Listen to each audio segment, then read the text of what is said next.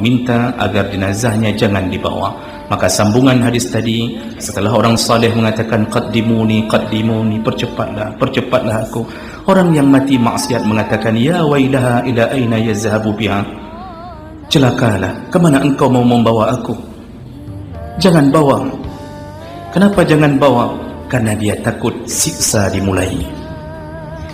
Hilanglah semua kebahagiaannya di dunia, bergantilah dengan siksa di alam barzakh, bersambung dengan siksa akhirat.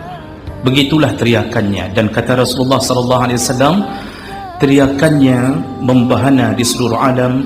Yasma'uha kulla syai' illa insan, semua mendengar kecuali manusia. Iza sami'aha lasa'ika, seandainya teriakan itu dari ruh orang yang tidak saleh ketika berteriak agar tidak dibawa jenazahnya, seandainya didengarkan oleh manusia, lasa'ika, pasti orang pingsan mendengarkan teriakan itu.